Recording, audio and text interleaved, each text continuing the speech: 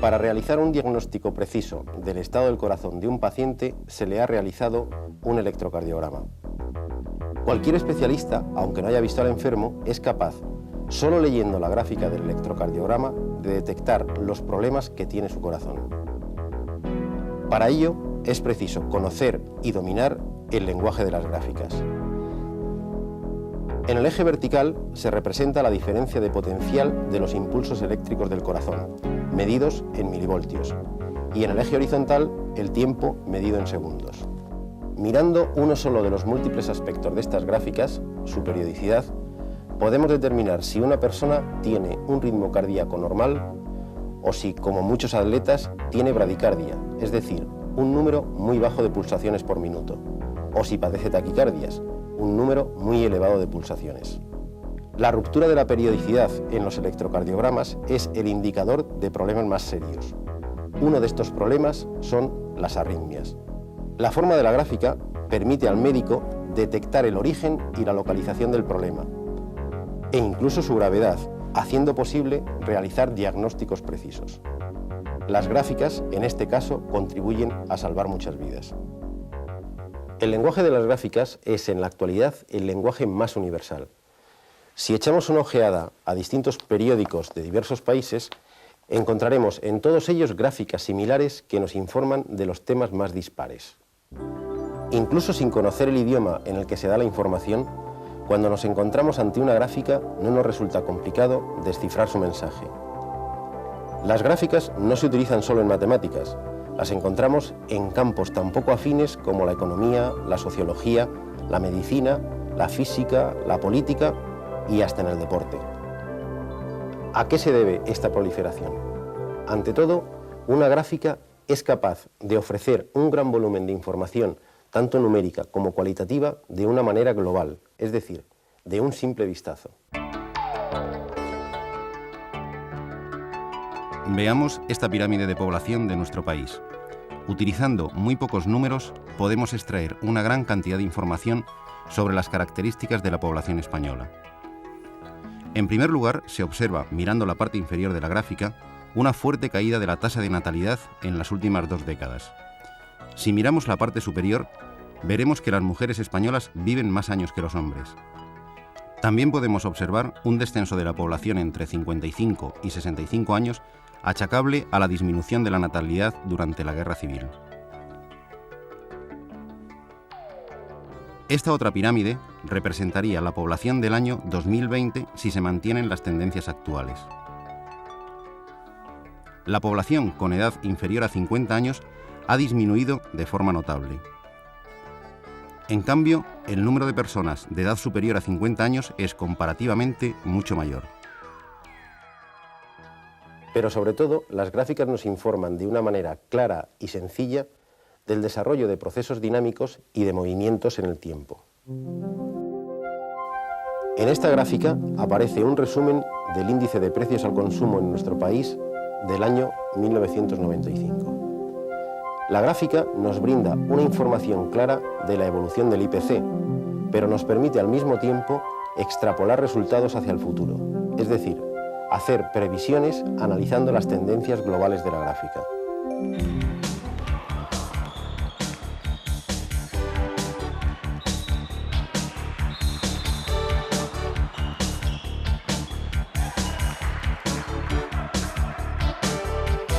Esta otra gráfica nos cuenta de manera resumida, pero fiel, la historia de un partido de baloncesto. Mirándola con atención, podemos saber qué equipo ha ido por delante en el marcador en cada momento, cuál ha sido la máxima diferencia, lo que nos informa de si el partido ha sido igualado o no, cuándo se ha comenzado a fraguar la victoria del equipo vencedor. Y todo esto mediante 2 simples líneas dibujadas en un plano. Pero donde las gráficas nos proporcionan una información completa de un fenómeno es al aplicarlas a situaciones en que 2 magnitudes variables están relacionadas entre sí mediante una ecuación o una función.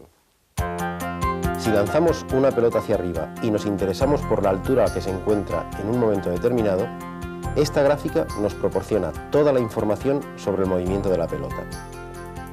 Para dibujarla basta conocer la ecuación del movimiento, es decir, la función que relaciona la altura con el tiempo.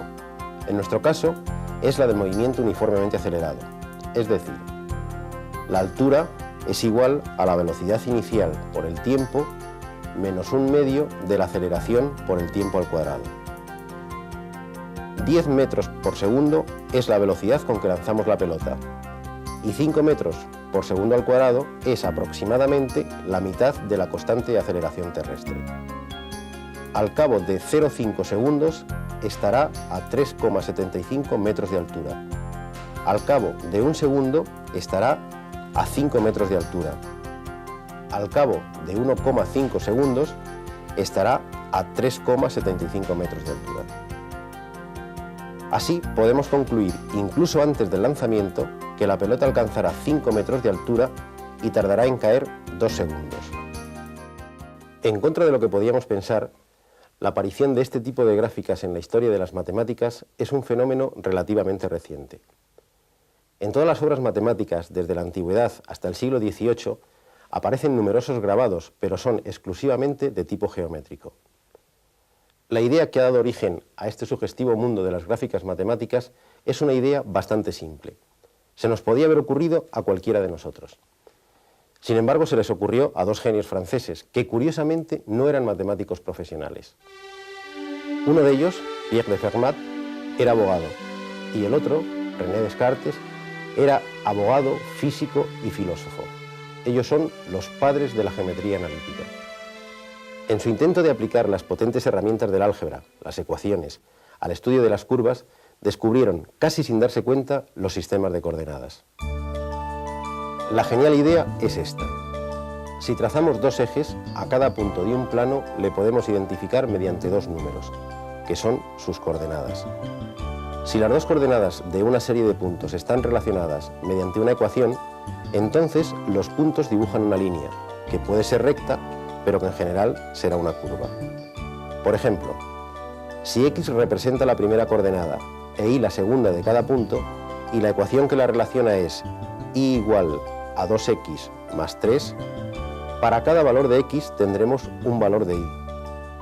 Si representamos los puntos que vamos obteniendo, tendremos esta línea recta. Si la ecuación es y igual a x al cuadrado menos 2x más 1, obtendremos esta curva que es una parábola. Esta circunferencia tiene por ecuación x al cuadrado más y cuadrado igual a 4. Esta elipse, x cuadrado partido por 4 más y cuadrado partido por 9 igual a 1. Es decir, con esta idea tan simple, cada curva tiene asociada una ecuación y viceversa. A partir de entonces, la geometría dejó de verse con los ojos de los griegos y comenzó a mirarse con los ojos de los números y de las ecuaciones. Había nacido la geometría analítica. Pero Fermat y Descartes contribuyeron a una auténtica revolución en la transmisión y el tratamiento de la información. Habían encontrado un lenguaje que no exige profundos conocimientos matemáticos y que está al alcance de todo el mundo, ya que solo se necesita para comprenderlo unas cuantas reglas elementales. Había nacido el lenguaje de los gráficos. Por aquellas ironías de la historia, es otra vez alguien no relacionado con el mundo de las matemáticas quien va a inventar los gráficos más universales, los gráficos estadísticos. El escocés William Playfair era cualquier cosa menos un matemático. Su actividad principal estaba relacionada con el comercio. A finales del siglo XVIII, él mismo escribe: «Cada noche, cuando regreso a mi casa, coloco mis coronas una sobre otra, formando pequeños cilindros. Al final de la semana, observando estos cilindros, puedo decir a simple vista qué día he ganado más». Había inventado estos gráficos que tanto proliferan en periódicos, revistas e informes de las actividades más dispares, los gráficos estadísticos. Decididamente, los cimientos del lenguaje de los gráficos, del lenguaje más extendido en la actualidad, son sorprendentemente simples. Hoy en día estamos bombardeados por informaciones gráficas. Parece que la humanidad quiera recuperar el tiempo perdido por no haber utilizado esta herramienta matemática. Se nos pretende informar de todo a través de las gráficas. Sus ventajas son incuestionables. Son claras, dan información de un solo vistazo, informan de todo el proceso y no solamente de los momentos puntuales, Pero, ¿realmente son siempre fiables estas informaciones a través de las gráficas? Sin necesidad de falsear los datos, dos representaciones gráficas de un mismo fenómeno nos pueden llevar a conclusiones completamente diferentes. Estos dos gráficos muestran la evolución del paro entre 1989 y 1994. Los datos utilizados en ambos son los mismos. Sin embargo, la sensación que produce el segundo es que el porcentaje de paro ha aumentado de una manera mucho más alarmante que la que sugiere el primero. ¿A qué se debe este hecho? Observemos las escalas utilizadas en el eje vertical en ambos gráficos. En el primero comienza en el valor 0 y cada unidad representa 4 puntos de aumento. En el segundo comienza en 10 y cada unidad representa 2 puntos de aumento. Aunque los datos sean los mismos, las escalas son diferentes. La escala de la segunda gráfica es el doble de la primera. Esto provoca el efecto visual de que la segunda gráfica está estirada en sentido vertical. La idea del crecimiento del paro nos lo proporciona la mayor o menor inclinación de los segmentos de la gráfica, su pendiente. Al duplicar la escala vertical, la apariencia que da la segunda gráfica es que el aumento del paro ha sido mucho mayor. Como han podido comprobar en este ejemplo, a pesar de la apariencia de neutralidad y de objetividad del lenguaje de las gráficas, conviene estar atentos y prevenidos. A partir de ahora, cada vez que se encuentren con informaciones presentadas en forma de gráficas, además de admirarse por la potencia de este exótico lenguaje matemático, comprueben una serie de detalles. ¿Qué se representa en cada eje? ¿Qué unidades se utilizan? ¿Cuál es el primer valor del eje vertical? ¿Qué escala se ha utilizado? Así, no solo estará bien informado, sino que se evitará alguna que otra interpretación sesgada o errónea. Ya saben, una buena visión matemática contribuye al desarrollo del espíritu crítico, o al menos hace más difícil los intentos de manipulación en la información.